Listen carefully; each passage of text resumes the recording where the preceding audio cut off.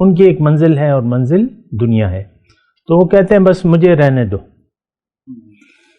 مجھے نہ چھیڑو. تو پھر یہ بات مشکل ہو جاتی ہے. پھر یہ یعنی دیکھیں، ان تسمع الا من یؤمن بآیتنا وہم مسلمون. اللہ تعالیٰ نے فرمایا، داعی کو اللہ تعالیٰ کہہ رہا ہے کہ تم تو ان لوگوں کو سنا سکتے ہو جنہیں میری آیات پر یقین ہو اور وہ سر جھکانے کے لیے تیار ہو. پھر دوسری جگہ اللہ تعالیٰ نے فرمایا، انما تنذر من اتبع الذکر وخشی الرحمن بالغیب. تم تو ڈرا سکتے ہو صرف ان لوگوں کو جو نصیحت کی پیروی کرنا چاہتے ہیں اور رحمان سے بن دیکھے ڈرتے ہیں. اعوذ باللہ من الشیطان الرجیم، بسم اللہ الرحمن الرحیم. اللہم صلی علی سیدنا محمد معدن الجود والکرم وآلہ وسلم. سامعین و ناظرین اکرام، السلام علیکم ورحمۃ اللہ وبرکاتہ. اعوذ باللہ من الشیطان الرجیم، بسم اللہ الرحمن الرحیم. آج کا ہمارا موضوع یہ ہے کہ ایمان کے درجات. ایمان کے درجات دیکھیں، ایک بات تو نوٹ کر لیں بنیادی طور پہ کہ انسان کو اللہ تعالیٰ نے جس مقصد کے لیے بنایا ہے اس کے سفر کا آغاز جو ہے وہ یقین سے ہوتا ہے. یہ بات بنیادی طور پہ نوٹ کر لیں. اور اس میں ایک بات اور بھی نوٹ رکھیں کہ انسان ابتدائی طور پہ اندھیرے میں ہے. یعنی انسان کی پیدائش اندھیرے میں ہوئی ہے اور اس کو روشنی کی ضرورت ہے. تو وہ روشنی جو اس کو درکار تھی وہ اللہ تعالیٰ نے پیغمبر کے ذریعے اس کو دی ہے. قرآن نور ہے، روشنی ہے. اور پھر صاحب قرآن رسول صلی اللہ علیہ وسلم جو ہیں وہ بھی مینار نور ہیں. اور جو اس کے بعد حضور صلی اللہ علیہ وسلم کے امتی ہیں ان کے دل بھی مصابیح الہدا کے الفاظ ہیں، ہدایت کے چراغ ہیں. ہر مومن جو ہے وہ حضور کے نور سے ہے، اور حضور صلی اللہ علیہ وسلم فرماتے ہیں میں اللہ کے نور سے ہوں. نور کا مطلب روشنی. اب روشنی مطلب یہ بلبوں والی نہیں ہے، لیکن یہ ہے کہ وہ الگ ایک نور ہے. تو ایک بات تو مطلب یہ یعنی ہمیں نوٹ کرنی چاہیے کہ انسان ہم اندھیرے میں ہیں.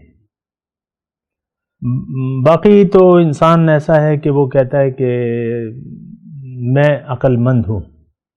ہر انسان اپنے آپ کو عقل مند کہتا ہے اور کہتا ہے میں جو سوچتا ہوں یا جو میں کرتا ہوں بس وہی ٹھیک ہے اور میں اس سے بہتر کوئی نہیں جانتا.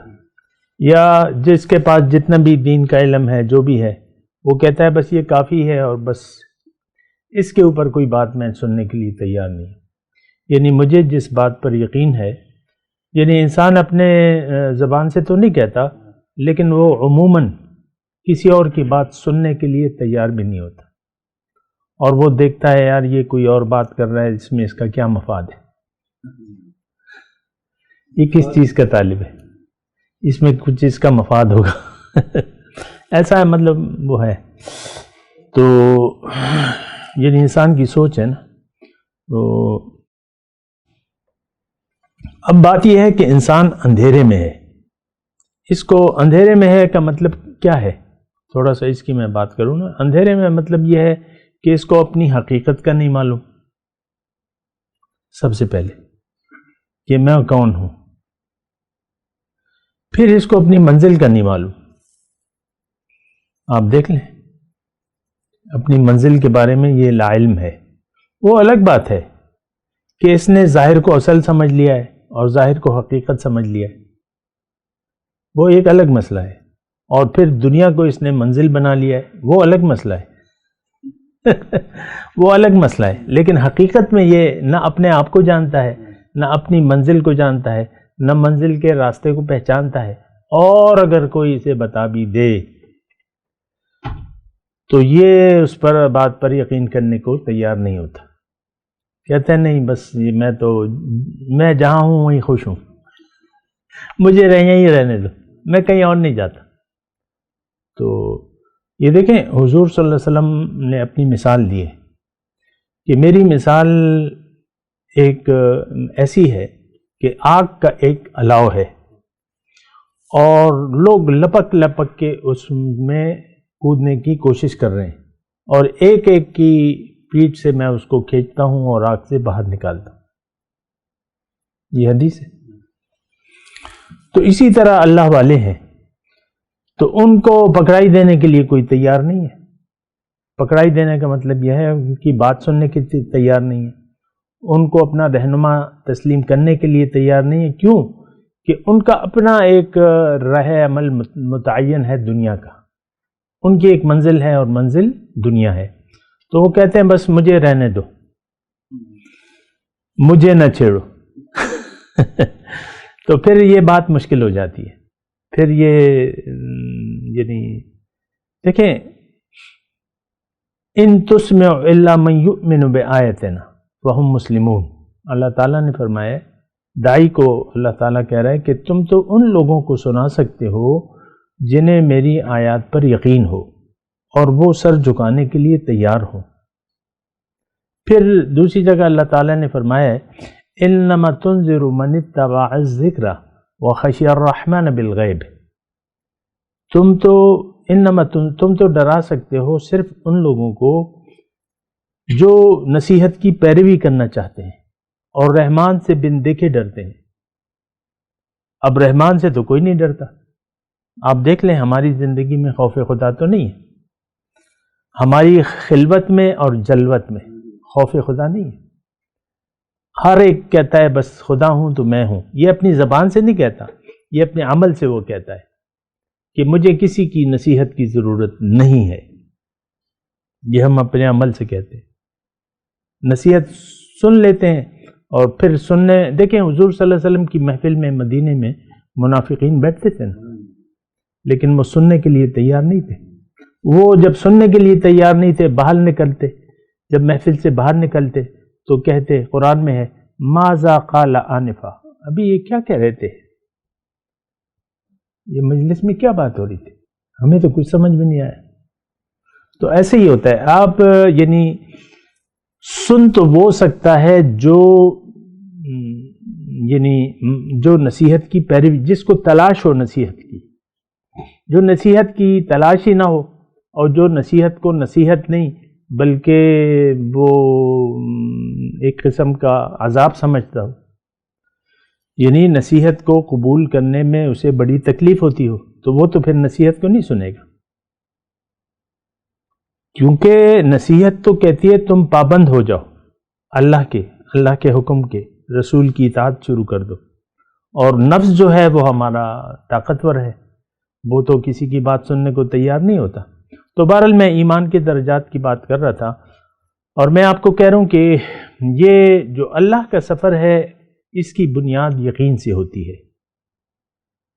اللہ تعالیٰ نے فرمایا قرآن پاک میں کہ لیس البر ان تولوا وجوہکم قبل المشرق والمغرب ولکن البر من آمن باللہ.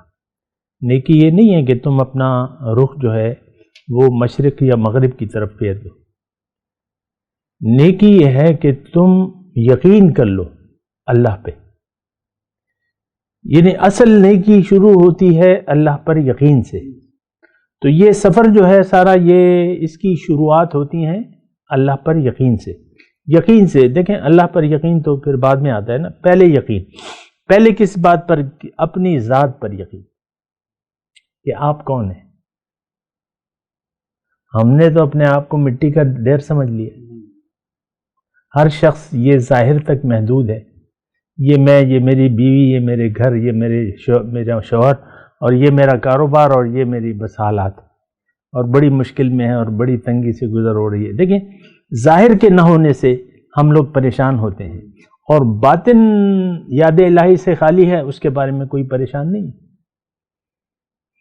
یہ بات بھی تو سوچنے کی. اصل قیمتی چیز تو یاد الہی ہے.